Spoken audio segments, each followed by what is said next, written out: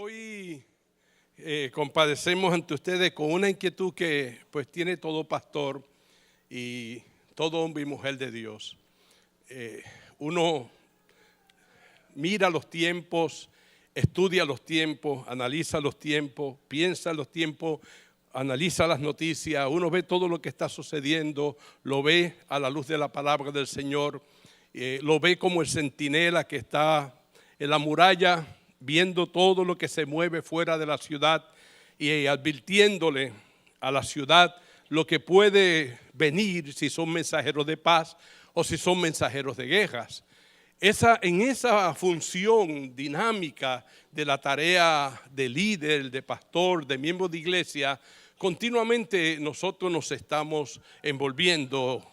¿Por qué? Porque el Espíritu Santo nos mueve como iglesia y nos advierte de los días que nosotros estamos viviendo. Y cuando uno analiza y oye lo que está sucediendo en el día de hoy, uno puede advertir los días están difíciles y los días se van a poner más difíciles. Vamos a tener grandes retos por delante. Pero nosotros como creyentes tenemos una gracia y favor de parte de Dios. Y es que Dios nos ha hecho a nosotros herederos de sus gloriosas promesas y de su glorioso pacto. Y eso nos coloca a nosotros en una posición en el momento que estamos viviendo. Así que me gustaría dialogar o compartir con ustedes algo sobre lo que son los retos y las oportunidades del heredero o la heredera del Señor. Cuando leo el verso que me toca compartir, es en el libro de Hebreos capítulo 6, versos 10. Dice en el verso 11, pero deseamos que cada uno de ustedes siga mostrando hasta el fin ese mismo entusiasmo, para que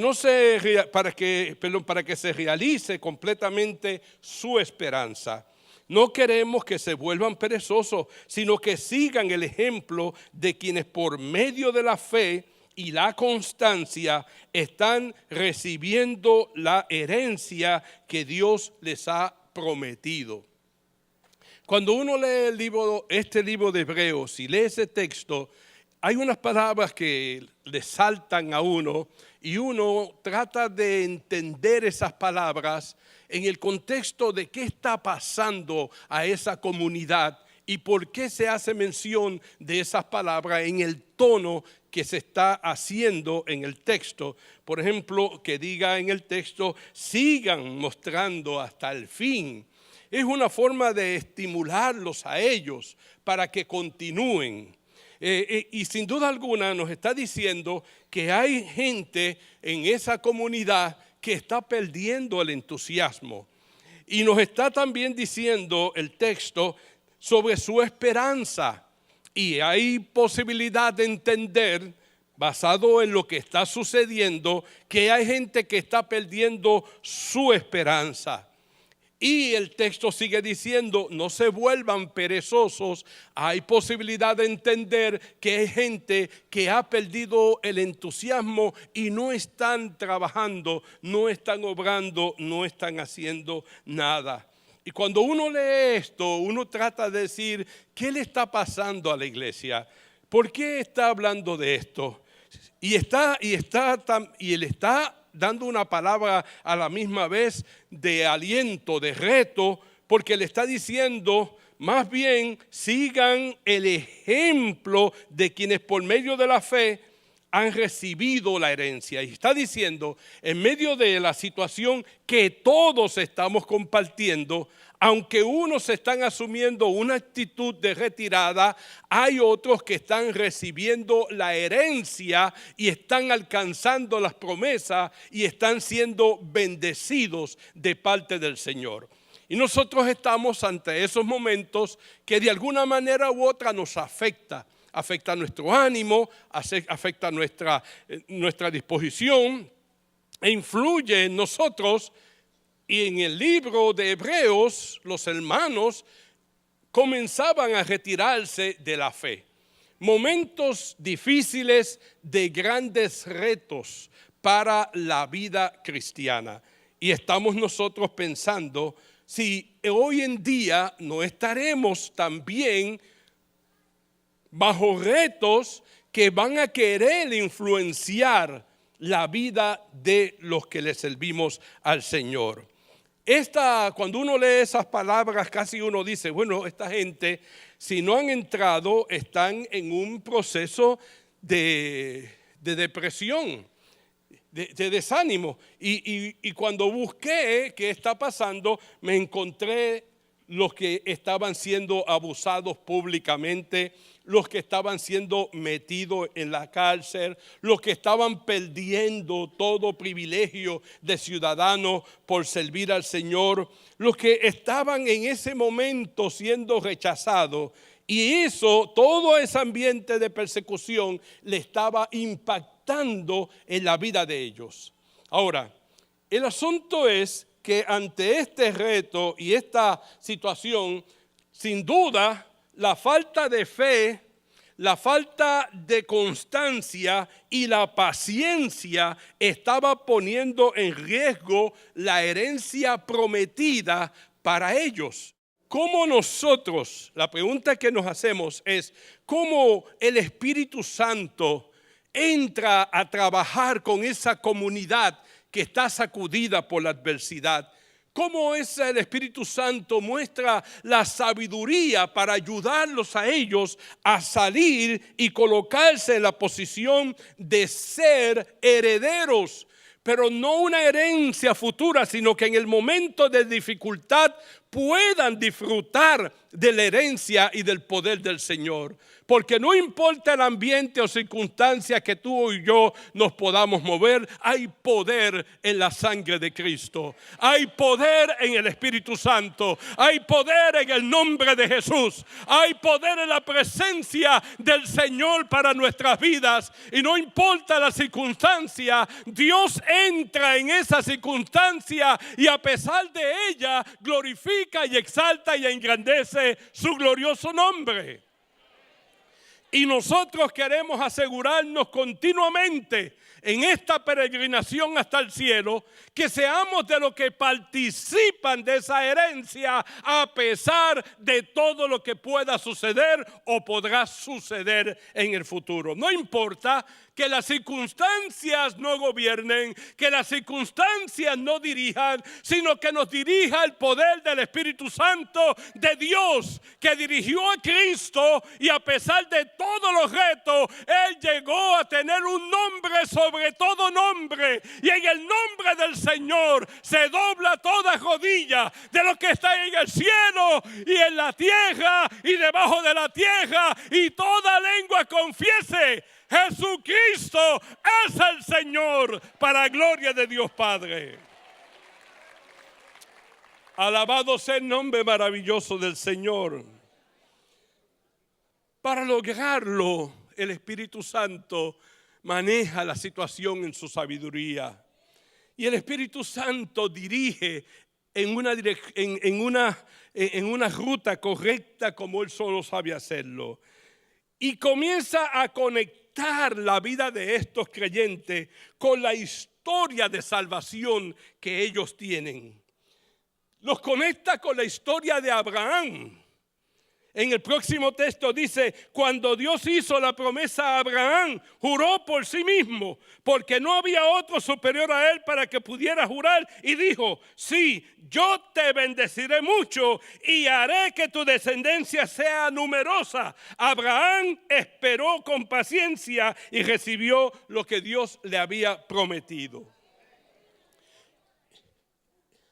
Y el libro comienza a conectar a estos creyentes con su historia de salvación y le dice: Abraham, su padre, él no fue una persona que renegó, ni claudicó, ni se retiró de cumplir su misión. Él fue fiel al cumplimiento de su misión. Y los conecta a esa historia para que esa historia pudiera impartirle y ministrarle a ellos.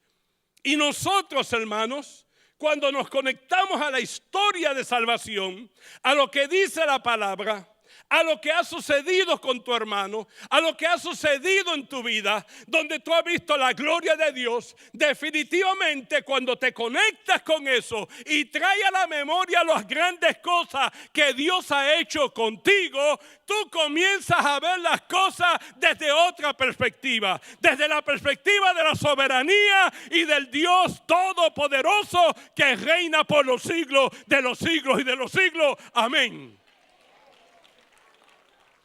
Y cuando comenzamos a mirar las cosas desde la perspectiva de Dios, entonces surge todo un mundo de posibilidades y de oportunidades para nuestra vida cristiana. Y lo que yo quisiera es afirmar esa conexión de todos nosotros en lo que es nuestra historia de salvación para estar preparados y capacitados para manejar las situaciones que la vida te da en tu diario vivir, sea de trabajo, de inmigración, cualquiera sea la situación que te trae, o lo que pueda venir, cualquiera sea, conectarnos a esa historia y afirmarnos por ella en el día que nosotros estamos viviendo. Esta historia de salvación, hablar del padre Abraham, sugiere el tema de la herencia. Los padres procuramos que nuestros hijos hereden de nosotros principios, valores, ejemplos, finanzas, lo que puedas, pero queremos que nuestros hijos hereden de nosotros. Entonces, cuando uno ve esa herencia de Abraham, uno sabe que uno hereda una identidad. ¿Quiénes somos? ¿Quiénes somos? Si desde la perspectiva del DNA, de ese entendimiento ahora de la ciencia, si desde la perspectiva nosotros le proyectamos a nuestros hijos todas unas características, desde la perspectiva del DNA del Espíritu Santo que engendra a Jesucristo en nuestras vidas, Él trae a nuestras vidas una gloriosa herencia que nosotros vamos a desarrollar en nuestras vidas y que van a ser nuestras características para representar el reino de los cielos. Heredamos una identidad, heredamos unas promesas y heredamos un sentido de misión en la vida para no vivir la vida improvisadamente y desorientadamente, sino que tenemos una ruta trazada y un propósito de Dios por el cual nos establece.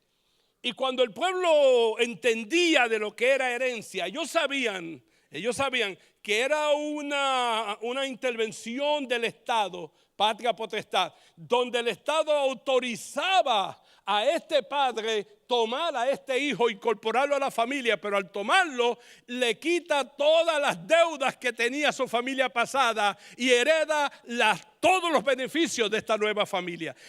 Cuando nosotros entramos en la comunión con el Señor y en el poder del Espíritu nos hacemos los hijos de Dios, las hijas de Dios, comenzamos a heredar todo lo que en Cristo Jesús trajo del cielo como tesoro divino para todos nosotros.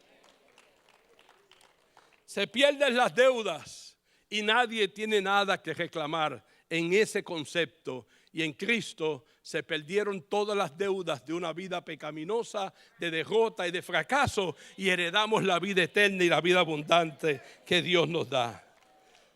La herencia es la voluntad de la persona que fallece y es su última voluntad.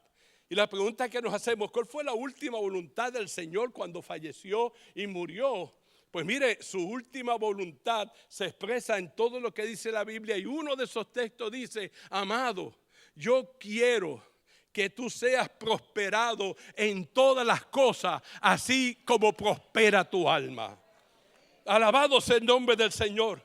Y otra voluntad del Señor al que ha hecho de nosotros un reino de sacerdotes al servicio del Dios Padre. Así que nos hizo como parte de nuestra identidad un grupo de sacerdotes, un ministerio sacerdotal, hombres y mujeres, que en el día que vivimos, cuando la muerte camina por las ciudades para destruir, nosotros como hombres y mujeres de Dios metemos a nuestra familia en el pacto de la palabra y de las promesas del Señor. En el día difícil en que vivimos, el Padre en su ejercicio responsable como hombre de Dios y la mujer como mujer de Dios, toma a su familia y la mete debajo del pacto, debajo de la sangre. No solamente es tintel, sangre en el tintel, es sangre en el corazón de nuestros hijos y de nuestra familia, en el nombre del Señor,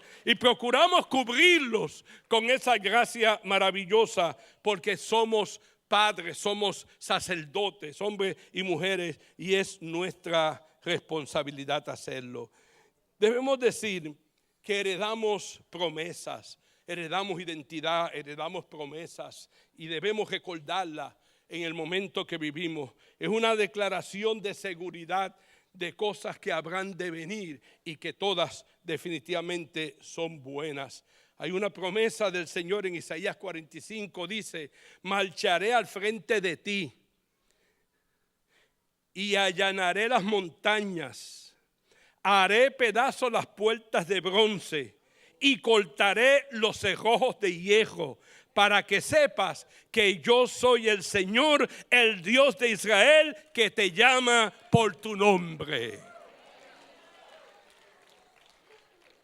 Eso es lo que hace el Señor y nos da como promesa. ¿No es maravilloso eso, hermanos?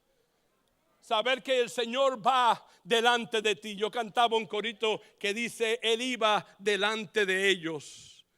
Cuando Faraón dejó ir al pueblo, Jehová los guió por el desierto. Él iba delante de ellos. De día, columna de nube. De noche, columna de fuego. De día y de noche, Jehová iba con ellos. Alabado sea el nombre maravilloso del Señor. Y es lo que nosotros en este momento tenemos que conectarnos con esa gloriosa historia de redención y de herencia que encontramos en la persona de Jesucristo para nosotros.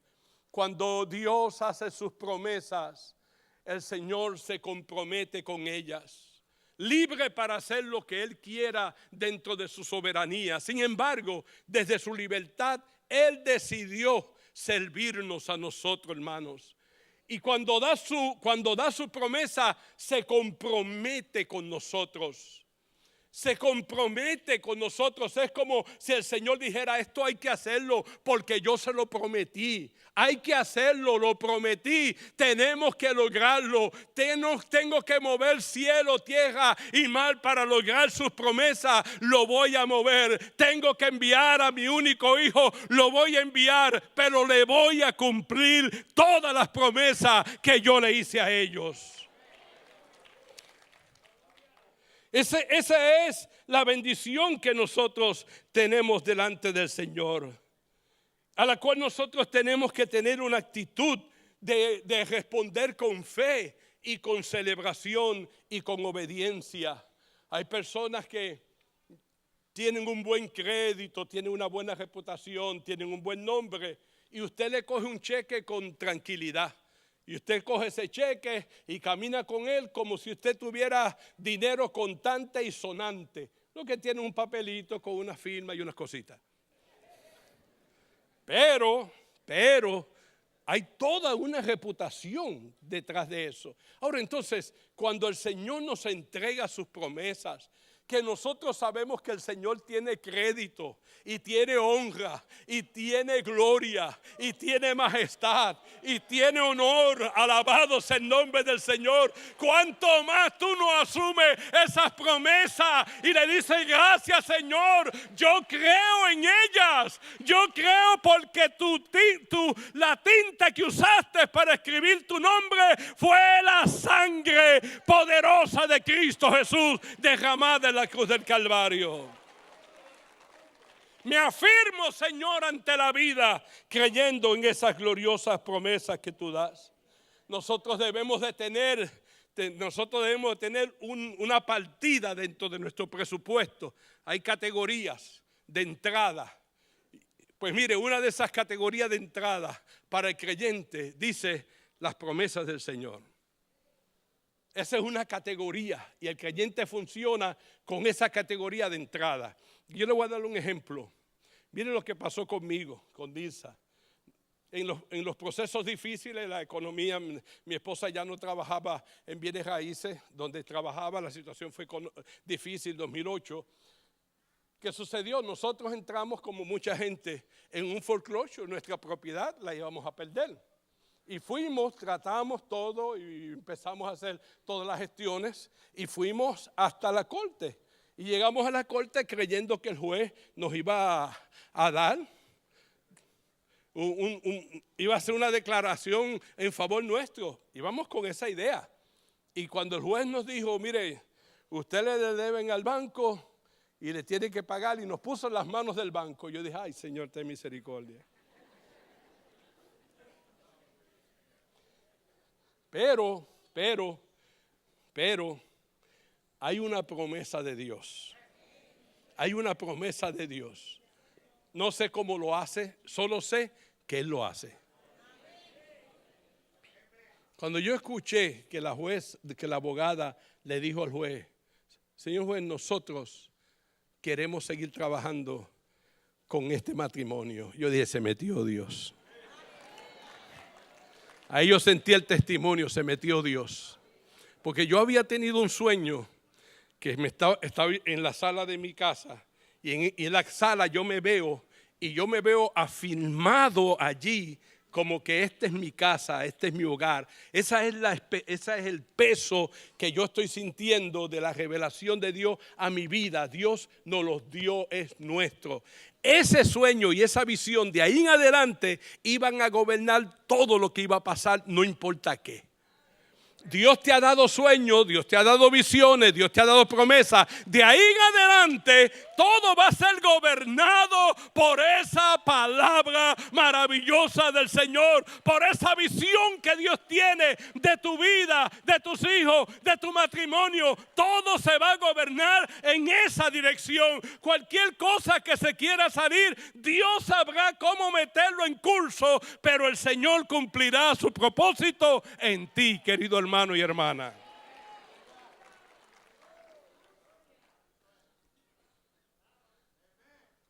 Siguieron los trabajos. Se aprobó la modificación. Y yo le decía a la contable, pero nosotros cogimos una línea de crédito para financiar la compra de otra casa. Cuando eso venga, ese tsunami venga, esto va a cambiar. Y ella me dice, mire pastor, yo me puse a chequear su caso. El banco le perdonó $154,000 de deuda. Alabe al Señor. A su nombre. Y le mandó una notita de que usted le debe al IRS esos 154,000, así que usted tiene que pagar de eso. Pero imagínese, hermano, finalmente creo que fueron $5,000. Y yo dije, gloria a Dios. Nos quedamos con nuestra casa. Dios se metió en todo el proceso. Y no teníamos, y aparecíamos como que teníamos $154,000. Yo decía, pero ¿de dónde tenemos nosotros $150,000? Por los libros lo dicen, no sé. Yo lo único que sé explicarle, hermano, que yo era ciego y ahora veo.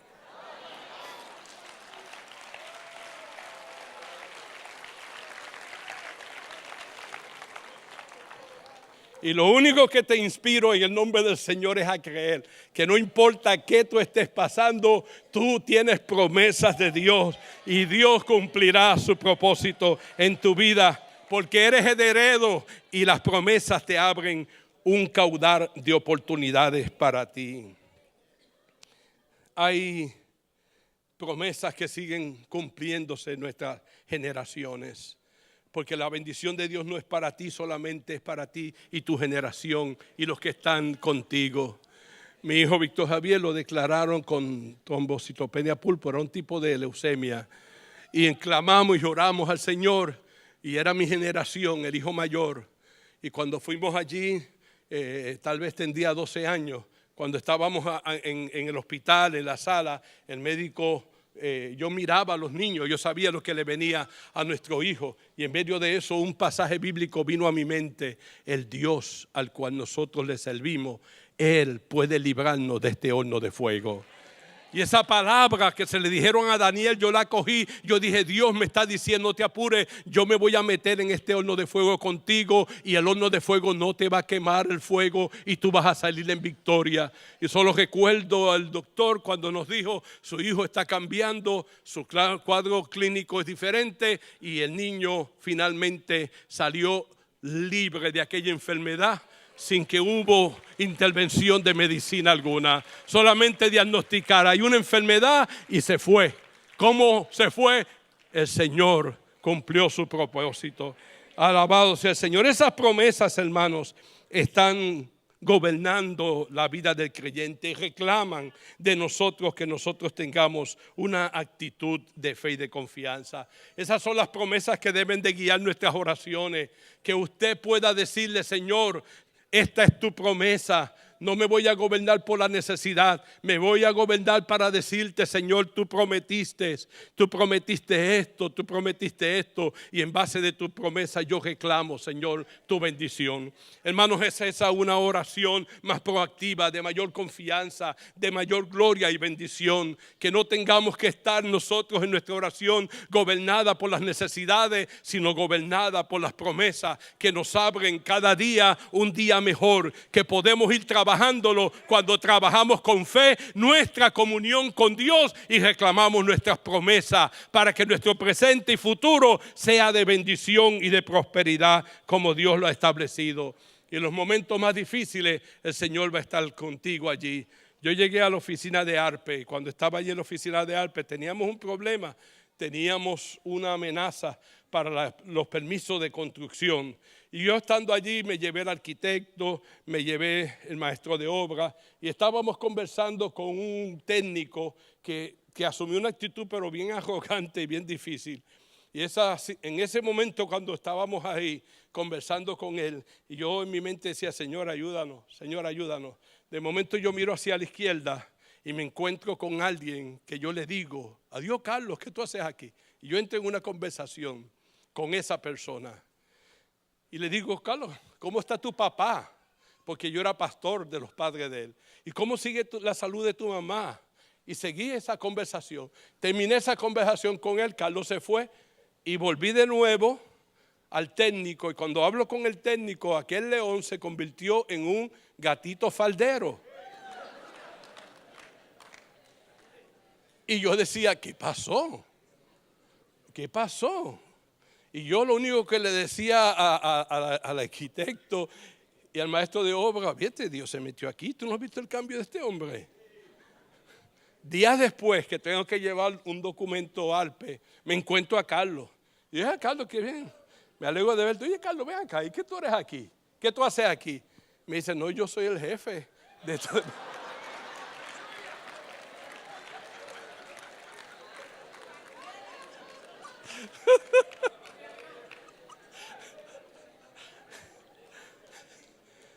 Así es Dios, así es Dios. Así es Dios, hermano. Cuando tú necesitas, Él va a mover a tu lado lo que tú estás necesitando para que tú declares tu vida en honra, en honor, y nadie te avergüence, y nadie te humille, y nadie te menosprecie, y nadie te ignore, porque tú eres hijo, tú eres hija del Dios Altísimo, y tienes contigo una corona de gloria y de promesas de bendición. Alabado sea el nombre del Señor. Dios es maravilloso. Dios es maravilloso. Dios es maravilloso. El Señor va a obrar en tu favor, porque Dios va a honrar las promesas que te ha dado. Una de esas promesas, y voy Perdónenme, denme 10 minutos y concluyo. Y espero que no sean 10 minutos de evangelista, porque yo los oigo.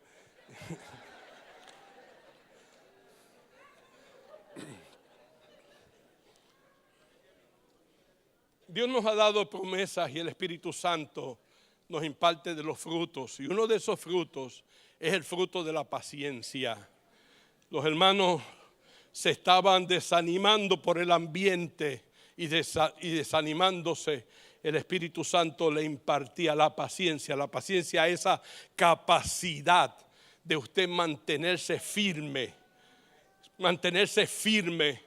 y que lo que está viniendo en contra de usted no lo desmorone, no lo haga caer, no lo derrote. Y esa es la obra del Espíritu Santo en nuestras vidas. Alabado sea el nombre maravilloso del Señor.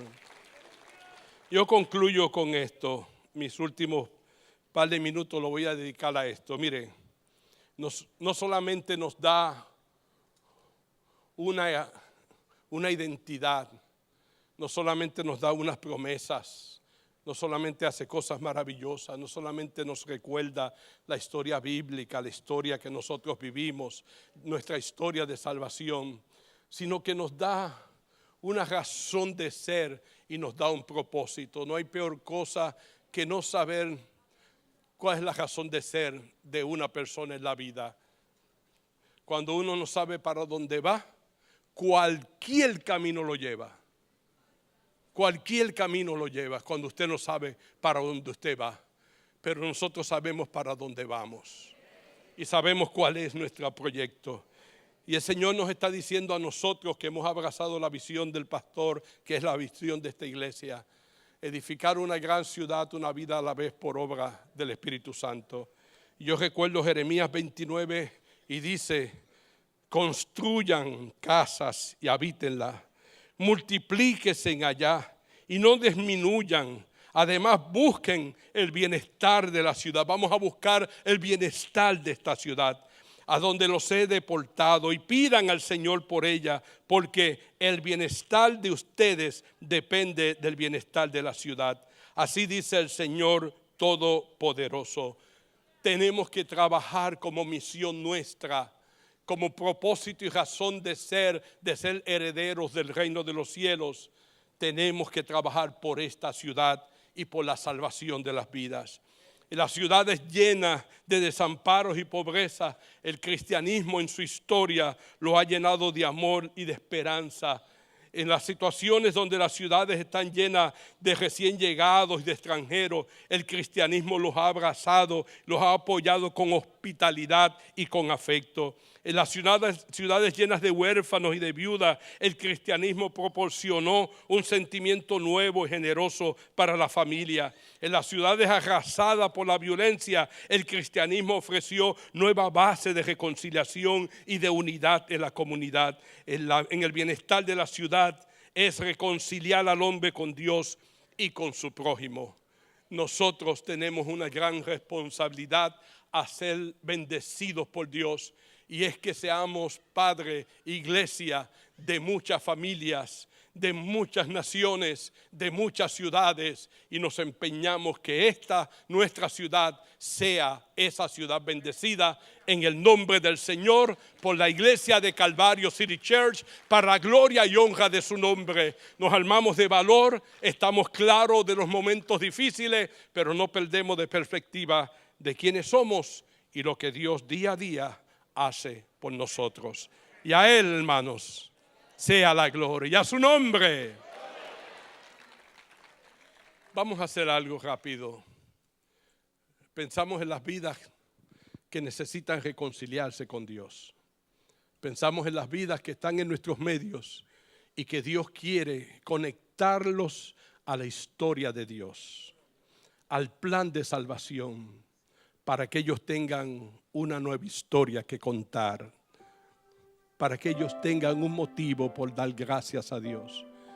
Y este momento lo separamos para que tú tengas la oportunidad de decir: Señor, yo quiero reconciliar mi vida contigo.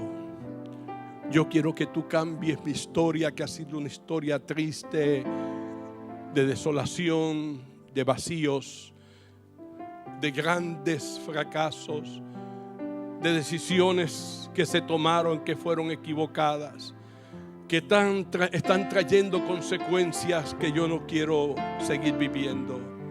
Yo quiero, Señor, que tú cambies mi vida. Si tú tomas esa decisión, yo te invito a donde tú estás, ponerte en pie y decir: yo acepto a Jesucristo como Salvador personal.